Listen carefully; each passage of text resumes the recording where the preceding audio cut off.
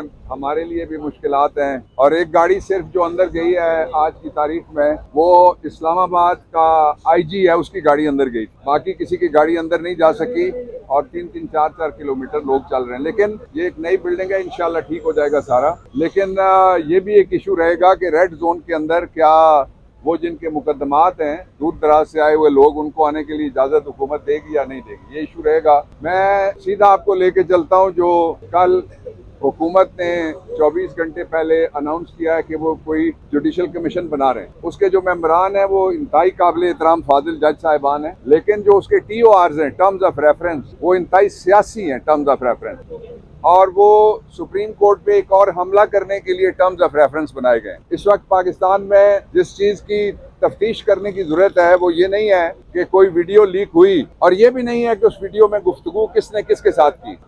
असल इशू ये है जो सुप्रीम कोर्ट ऑफ पाकिस्तान ने 1998 में बेनजीर भुट्टो के मुकदमे में तय कर दिया है। बड़ा बेंच था, उन्होंने तय कर दिया कि किसी की कोई प्राइवेट कन्वर्सेशन टेप नहीं की जा सकती। इसलिए मैं हुक्मरानों से चंद जवाब मांगना चाहता हूँ इसके ऊपर, और फिर पाकिस्तान तहरीके इंसाफ का मौक़िफ़ मैं सबके सामने रखूंगा। और जो पाकिस्तान तहरीके इंसाफ के मौक़िफ़ से पहले मैं कहना चाहता हूँ वो ये है कि हुक्मरान जवाब दें सबसे पहले इस बात का कि वो कौन है जो वजीर आज़म हाउस के टेलीफोन टेप करने की उसको हिम्मत हुई है सुप्रीम कोर्ट के फैसले के बाद। जाहिर है ये हुकूमत कहती है, हमारी हुकूमत है, तो हमने हुकूमत से ही जवाब मांगना है। दूसरा जवाब मैं हुकूमत से ये मांगता हूँ कि वो कौन है जो आइन में जो फैमिली और प्राइवेसी दोनों की गारंटी की गई है उसको वायलेट करके लोगों की टेलीफोन के अंदर घुस जाता है, उनकी गुफ्तगुएं रिकॉर्ड करता है, और वो कौन है जो उनको लीक करता है। तीसरी और सबसे बड़ी इंपॉर्टेंट बात यह है कि इसकी तफ्तीश की जरूरत नहीं है कि ये किसी की ऑडियो लीक आ गई, इसलिए कि साबित ही नहीं हो सकता।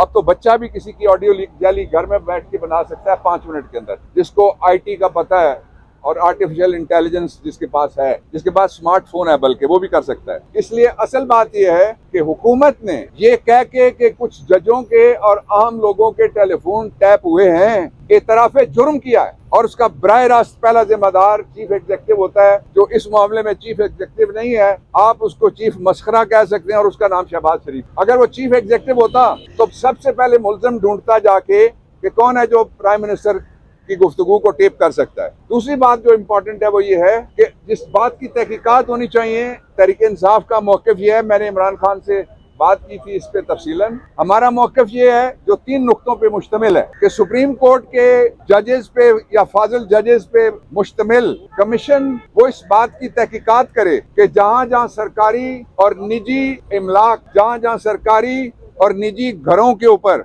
जहाँ जहाँ सरकारी लोगों और प्राइवेट सिटीजन्स के ऊपर हमले हुए हैं, वो हमले किसने ट्रिगर करवाए हैं, वो किसने प्लान करवाए हैं, किसने शुरू करवाए हैं, और उनका जो मास्टरमाइंड है वो कौन है। एक इसकी तहकीकात होनी चाहिए। दूसरा इसकी तहकीकात होनी चाहिए कि पाकिस्तान में जो ह्यूमन राइट वायलेशंस हुई हैं, आज दुनिया का कोई मुल्क ऐसा नहीं है जो उसके बारे में कंसर्न ना हो सिवाय हमारी हुकूमत के। इसलिए कि ये एक अकलियती पार्टियां हैं जिनका एक जहराब बनाया गया और जहरीली जड़ी बूटियां इकट्ठी करके कौम को एक दवाई पिलाने की कोशिश की गई जबरदस्ती। 13 महीने में कौम की मैशत की सेहत उड़ गई, कौम के डॉलर की सेहत उड़ गई, कौम की कानून की सेहत उड़ गई, कौम के आइन की सेहत उड़ गई, और कौम की जमहूरियत की भी सेहत साथ वो भी धमाके से भाग करके उड़ गई है। ये पहला है। दूसरा जो जिसकी तहकीकात होनी चाहिए, उसके साथ ही मैं इसका इशू रिलेट करना चाहता हूँ, वो ये है कि वो कौन है जिसने लोगों की बहू बेटियों पे घरों के अंदर बगैर सर्च वारंट जाके हाथ डाला। उनकी चीखें आपने सुनी है, उनकी वीडियोस आपने देखी हैं, और वो कौन है जो दुपट्टे खींच रहे हैं अपनी बेटियों के। ये तहकीकात होनी चाहिए बेसिकली। और सबसे बढ़कर ये कि पाकिस्तान में 3 तरह के क्राइम हुए थे। एक क्राइम हुआ जिसको कहते हैं शर्बसंदी, मिसचीफ, काबिल मुजम्मत है, उसकी तहकीकात होनी चाहिए। दूसरा क्राइम हुआ क्राइम अगेंस्ट ह्यूमैनिटी, वो इंटरनेशनल जुर्म भी है, वो पाकिस्तान के अंदर कानून के अंदर जुर्म भी है, उसकी तहकीकात होनी चाहिए। और जो तीसरा जुर्म हुआ वो ये हुआ कि कोई बताए आईजी पंजाब कहता है मेरे सूबे में चप्पे चप्पे की हिफाजत करूंगा। चप्पे की हिफाजत वाले बता कि इमरान रियाज कहाँ है? कल एक शर्मनाक किस्म का इतराफे जुर्म किया है पंजाब की हुकूमत ने, और वो इतराफे जुर्म ये है कि उन्होंने कहा कि सिर्फ उन्होंने 3800 लोग पंजाब से पकड़े। इस्लामाबाद के लोग सैकड़ों में नहीं है, उससे ज्यादा है, वो शामिल नहीं किए। जीबी के लोग सैकड़ों से ज्यादा है, शामिल नहीं किए। एजेके के लोग सैकड़ों से ज्यादा है, शामिल नहीं किए। बलोचिस्तान के गुमशुदा अफराद सैकड़ों से ज्यादा है, शामिल नहीं किए। केपी में गुमशुदा अफराद सैकड़ों से ज्यादा है, शामिल नहीं किए। सिंध के अंदर तो एक मंडी लगी हुई है, जो लोग जा रहे हैं, पता नहीं किधर से वो लोग बरामद होंगे और कब बरामद होंगे।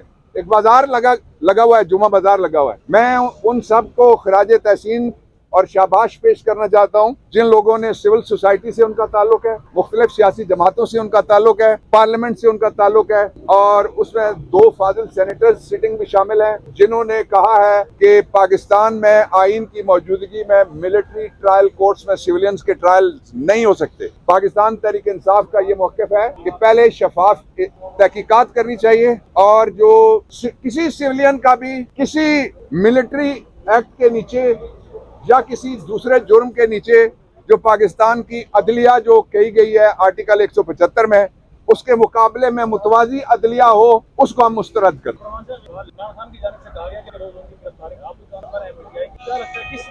मेरा ये ख्याल है कि इमरान खान की 2 चीजें हर वक्त उनकी तवक्को रखें आप। एक, इमरान खान की किसी जाली मुकदमे में गिरफ्तारी, और एक, इमरान खान की बतौर वज़ीर आज़म इंशाअल्लाह वापसी।